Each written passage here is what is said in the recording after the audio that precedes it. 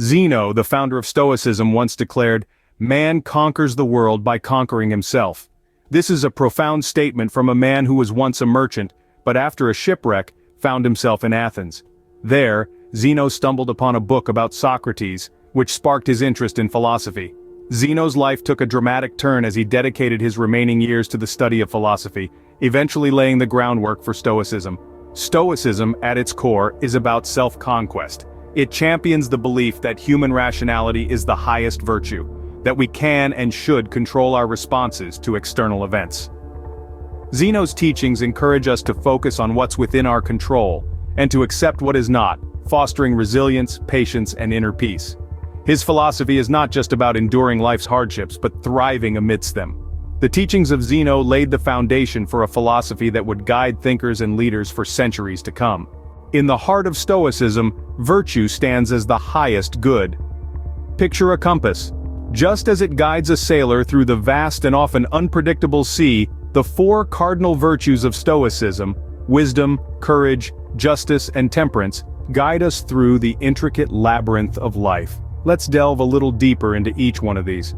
Wisdom, the first virtue, is the ability to discern what is truly important in life, to differentiate between what is within our control and what is not. Wisdom is not merely about accumulating knowledge but about applying it in a meaningful way to make sound decisions and act with integrity. Next up, we have courage. But this isn't just about charging headlong into danger. It's about having the mental fortitude to face life's challenges, to stand up for what's right, and to remain steadfast in our pursuit of virtue, even when the path is strewn with obstacles. Justice, the third virtue, is about fairness, equality, and respect for the rights and dignity of others. It's about treating others not as we wish to be treated, but as they wish to be treated.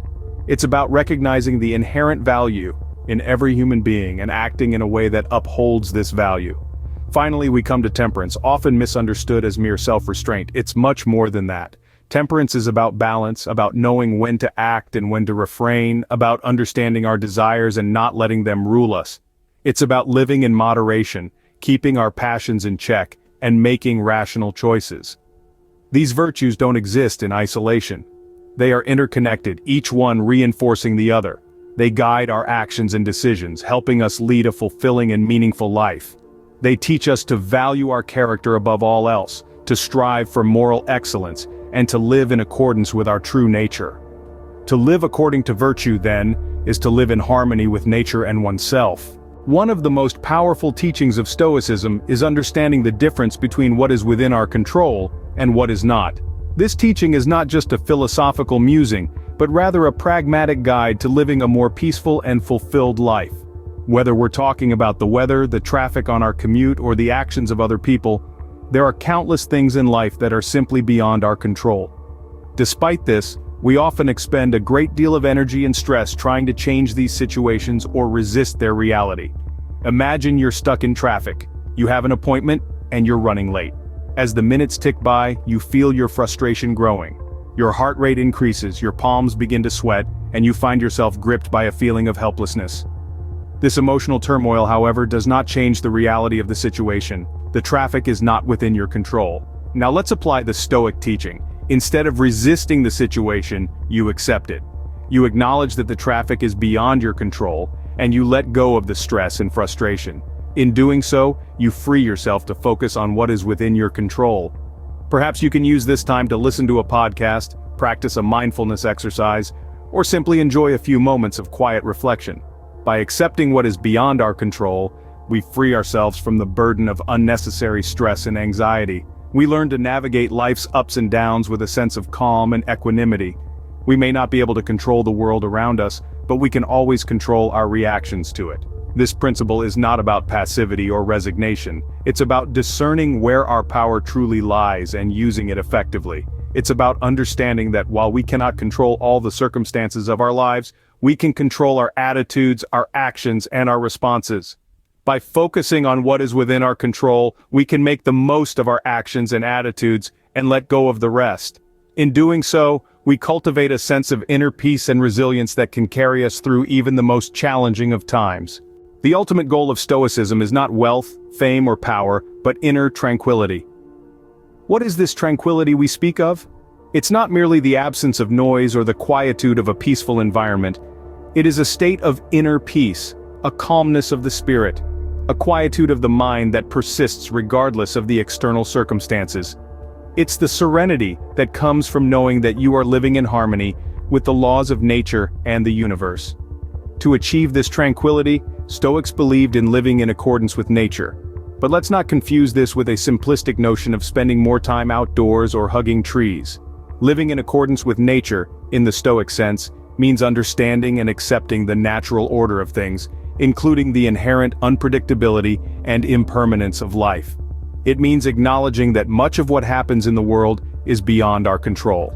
We cannot dictate the weather, alter the course of the planets, or prevent the inevitable cycle of birth, growth, decay, and death.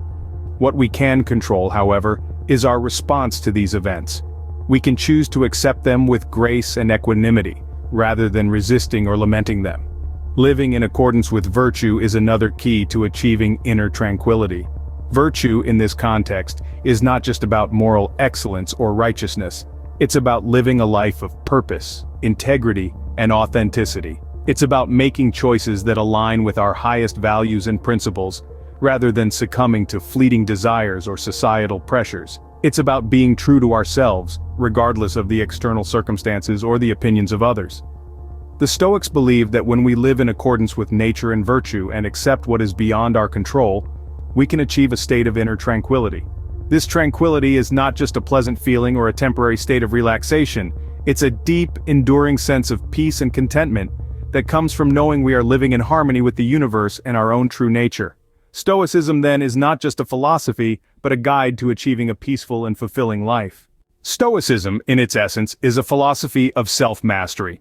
It's a framework for living a fulfilled life, grounded in the principles of virtue, acceptance, and tranquility. Virtue, the highest good, is not about moral superiority, but about striving to be the best version of ourselves. It's about cultivating character traits like wisdom, courage, justice, and temperance. The second pillar of Stoicism is accepting what is beyond our control. It teaches us that while we can't control external events, we can control our reactions to them, our judgments, and our actions.